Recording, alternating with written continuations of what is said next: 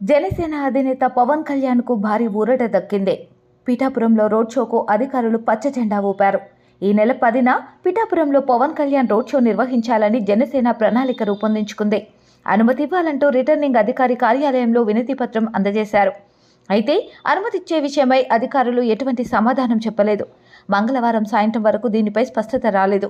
ఎట్టకేలకు బుధవారం సాయంత్రం రోడ్ షోకి అనుమతిస్తున్నట్లు కూటమి నేతలకు సమాచారం ఇచ్చారు. ముఖ్యమంత్రి వైఎస్ జగన్ ఈ నెల 10వ తేదీన పిఠాపురంలో బహిరంగ సభ నిర్వహించాలని నిర్ణయించుకున్నారు. అందుకే జనసేనకు అనుమతిచ్చే విషయంలో జాప్యం జరిగింది. అదే రోజు వైసీపీ సభ, జనసేన రోడ్ షో అంటే ఉద్రిక్త పరిస్థితులకు దారి తీస్తుందని పోలీసులు భావించారు. చివరకు వైసీపీ సభను వాయిదా వేసినట్లు సమాచారం రావడంతో జనసేనకు అనుమతిచ్చారు. 10వ తేదీన ఉదయం 10 గంటల నుంచి రాత్రి 10 గంటల వరకు రోడ్ షో నిర్వహిస్తారు.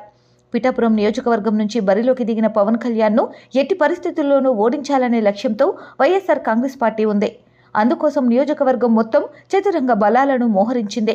రాజంపేట ఎంపీ మిథున్ రెడ్డికి నియోజకవర్గ బాధ్యతలు అప్పచెప్పింది.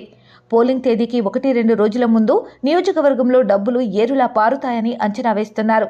పవన్ కళ్యాణ్ కూడా ఎట్టి పరిస్థితుల్లోనూ ఇక్కడి నుంచి నెగ్గి అసెంబ్లీలోకి అడుగు పెట్టాలనే దృక్పథంతో ఉన్నారు. 11వ తేదీన పవన్కు మద్దతుగా చిరంజీవి ప్రచారం చేసే అవకాశం ఉందంటున్నారు. దీనిపై స్పష్టత రావాల్సి ఉంది.